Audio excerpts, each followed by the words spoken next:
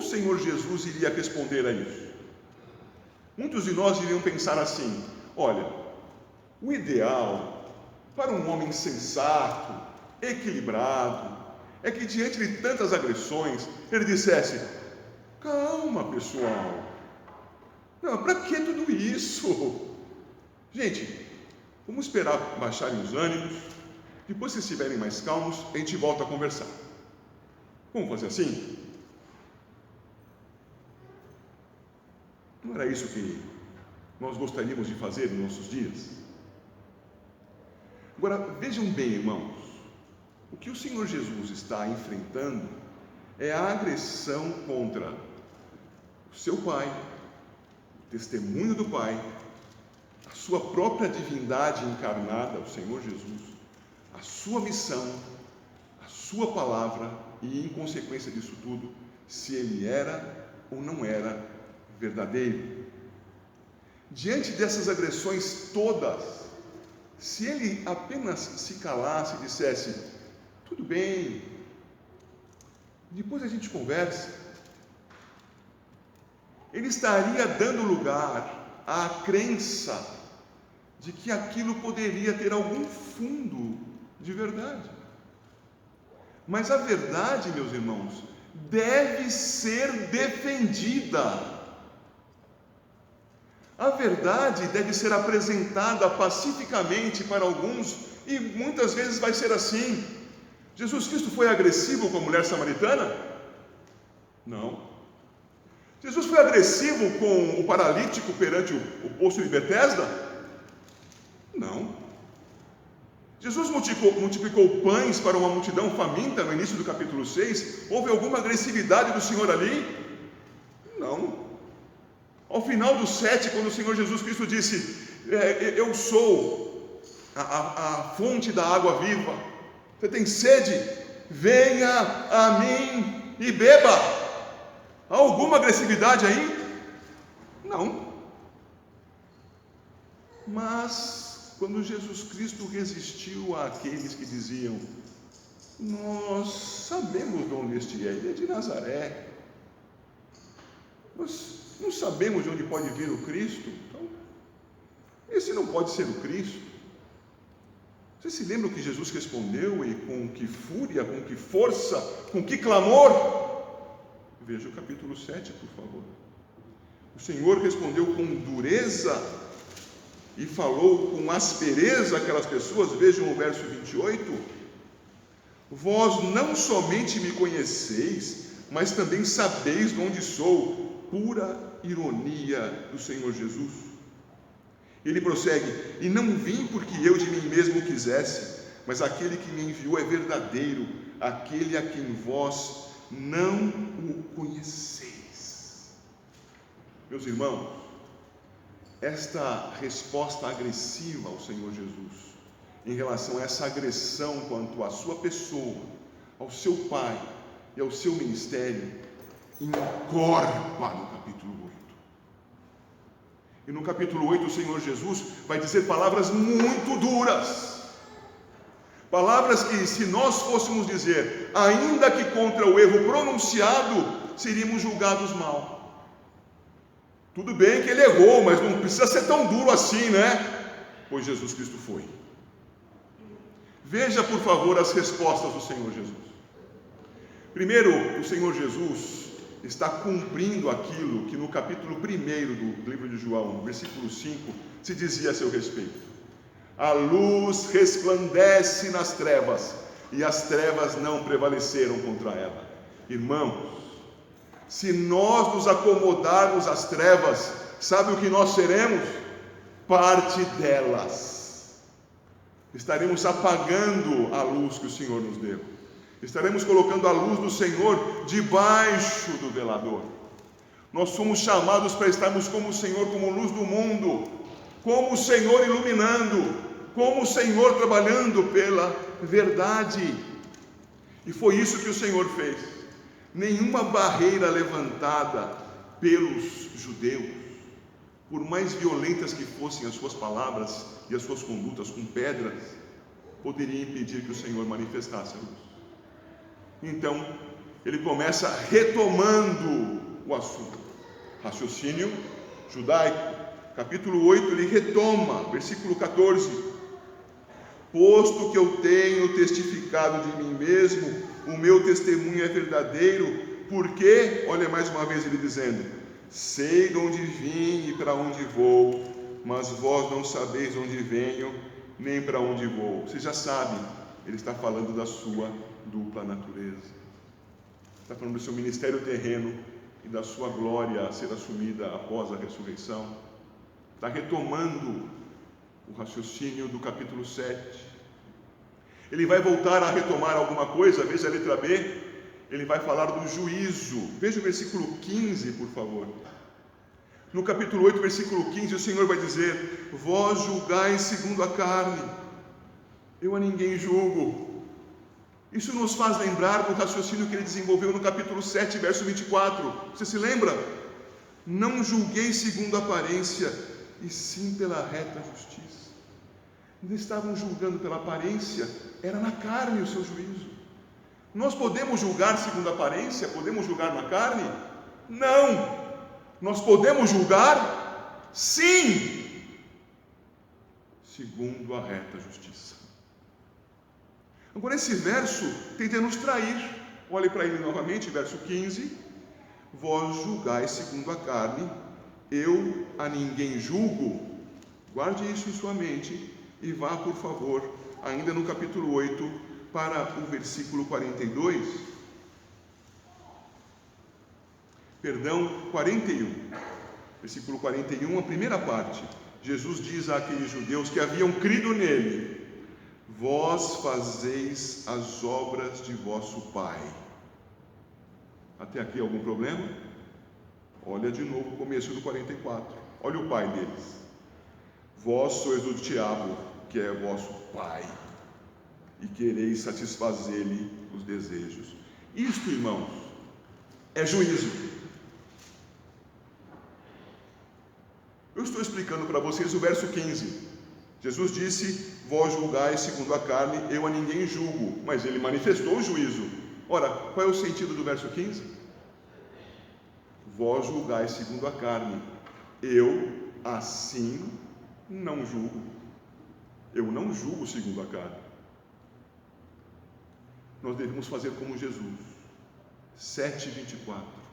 Julgar segundo a reta justiça. Julgar segundo a palavra de Deus. Julgar segundo a verdade. Julgar como Deus julgaria. Temos que fazer. Jesus está retomando os pontos. E ele passa agora a avançar a partir destes pontos. Nos versos 17 e 18, ele vai afirmar aquilo que eu já mencionei aos irmãos, o testemunho. 8:17, também na vossa lei está escrito que o testemunho de duas pessoas é verdadeiro. Eu testifico de mim mesmo, e o Pai que me enviou também testifica de mim. Religião, revelação e lei, juntos. Na vossa lei aponta-se duas testemunhas como necessárias. Eu as tenho. Ele está avançando no seu argumento. Não sou eu que estou faltando diante da lei. Eu estou cumprindo a lei. Ele vai prosseguir. E agora ele vai falar alguma coisa que nós consideraríamos terrível para a evangelização. Você vai evangelizar alguém. Como é que você faria isso? Como é que as pessoas fazem em prática? Nós já aprendemos que não é assim, mas normalmente se diz: Jesus te ama. Olha, quando você tiver tempo, para um pouquinho para ouvir sobre Jesus. Olha, quando der, vem cultuar com a gente. Olha, se você tiver oportunidade, tiver disposição, leia a Bíblia. O quê? Pedindo por favor para alguém ouvir a majestade única do universo? O que está acontecendo com a igreja? O Senhor Jesus não faz isso. E ele então, como já lemos, eu vou repetir agora para vocês, o versículo 24. Olha lá como é que Jesus está evangelizando essa turma. Por isso eu vos disse que, olha o evangelismo, morrereis nos vossos pecados, porque se não crerdes que eu sou, morrereis nos vossos pecados. Pule para o 52. Agora estamos certos de que tens demônio. Abraão morreu e também os profetas, e tu dizes: se alguém guardar a minha palavra, não provará a morte eternamente, que é o que ele havia acabado de dizer no verso 51. Isto é, ele está dizendo: se vocês não crerem em mim, vocês vão morrer para sempre, morte eterna, vão para o inferno. E isso é evangelismo. Mas cadê o evangelismo? Está dizendo que vão para o inferno? Não. Está dizendo que vão para o inferno se não crerem nele. O Senhor apresenta com dureza a palavra da salvação. Alguns de nós vamos encontrar pessoas assim, repetidamente no pecado, repetidamente agressoras contra o Senhor, contra a sua igreja, contra os cristãos. E nós vamos chegar para essas pessoas e dizer: Jesus te ama. Mas Jesus não fez isso. Jesus disse: se você continuar como está, você vai para o inferno, cara. Pense no que você está fazendo com a tua vida em relação a mim. Porque se você não crer em mim, estou aqui dizendo em nome de Jesus, se você não crer em Jesus, o teu destino eterno é o pior possível. Evangelização de Jesus nesta situação. Ele continua e vai declarar a sua dupla natureza uma vez mais, e o faz no verso 28. Continue atento comigo, irmão. 28. Disse-lhe, pois, Jesus: quando levantardes o Filho do Homem, logo, homem, então sabereis que eu sou, logo, Deus, e que nada faço por mim mesmo, mas falo como o Pai me ensinou, a mesma essência, a divindade do Senhor. Ele afirma, ele está declarando a sua natureza diante dos homens. Sou homem, mas sou natureza humana do Deus eterno, na pessoa do Filho. Ele segue agora e fará um grande desafio. Eu preciso que você agora preste muita atenção nesse trecho. Nós tendemos a pensar aqui em um conhecimento comum. Olhe lá, por favor, para o versículo 31 e o 32 também. Disse, pois, Jesus aos judeus que haviam crido nele: se vós permanecerdes na minha palavra, sois verdadeiramente meus discípulos, e conhecereis a verdade, e a verdade vos libertará. Veja que agora quem desafia é Jesus. Ah, vocês creram em mim? Cremos sim. Ok, então, se vocês permanecerem na minha palavra, vocês serão realmente meus discípulos. Não adianta dizer que vocês creem em mim. Não adianta participar da reunião da igreja no domingo às 6 horas da tarde. Não adianta isso. Não adianta fazer o sacrifício de, comparecer num culto. Não adianta. Não adianta ser polido com as pessoas. Não adianta acordar cedo e cumprir a obrigação de ler 5 capítulos por dia da Bíblia. Não adianta. Isso não salva. A salvação vem de crer em Cristo. E crer em Cristo implica segui-lo. Você se lembra do que nós vimos semana passada no versículo 12? Volte lá, 8:12. Disse Jesus: eu sou a luz do mundo, quem me segue. Leia comigo a palavra de Jesus. Eu sou a luz do mundo, quem me segue não andará nas trevas, pelo contrário, terá a luz da vida. Houve um caso registrado nas Escrituras de alguém que confessou a Cristo e não pôde segui-lo, nem batizado pôde ser. Quem foi mesmo?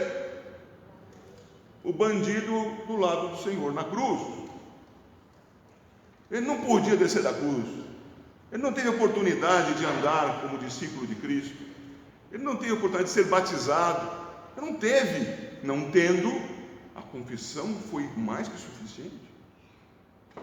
Você está na cruz pendurado aí, não? Não. Então há um imperativo para você. Se você diz crer em Cristo, você precisa segui-lo. Andar com Ele. Andar como Ele. Ser parecido com Jesus. Imitá-lo. Se, versículo 31, permanecerdes na minha palavra, sois verdadeiramente meus discípulos. Se permaneceres na minha palavra, 32, conhecereis a verdade. E então, conhecendo a verdade, sereis libertos. Percebem? É um desafio. Vocês confessam? Então andem comigo. E nós podemos ver pelo restante do texto que andar com Jesus não era o que lhes interessava. Os versículos que vêm a seguir, de 34 em diante, mostram isso com clareza. Não era o que eles queriam. Eu avanço agora, meus irmãos, e vou para a letra, se não me engano, na leitura que faço aqui, G. E ele vai juntar isso na sua acusação, nos versículos 41 e 44, como já mencionamos há pouco. Aqueles homens estavam sendo acusados por Jesus. Vocês fazem as obras do seu pai. Vocês são filhos do diabo. Não é qualquer coisa dizer isso. Diante de algumas pessoas que agridem a Deus, agridem a igreja, agridem os cristãos, dizem que isto tudo é mentira. Nós temos que nos posicionar a favor do nosso Senhor, do nosso Redentor, da sua palavra, da sua igreja. Mas isso vale para estes ímpios fora da igreja e vale para outros ímpios que estão chamando a si mesmos de cristãos, que não seguem a Cristo. São más testemunhas. São pessoas que, reconhecidas pela sociedade, vão dizer: é isto que é ser cristão? Eu não quero ser como ele. Como é esse Cristo, se o cristão é desse jeito? Quanto à verdade, quanto ao comportamento sexual, quanto ao comportamento social. Como? Não quero. No meio da igreja, não me refiro a esta propriamente, daquela que se chama como igreja cristã, gente que se opõe ao Evangelho, lobos no meio do rebanho. O que nós temos que fazer? Vós sois filhos do diabo.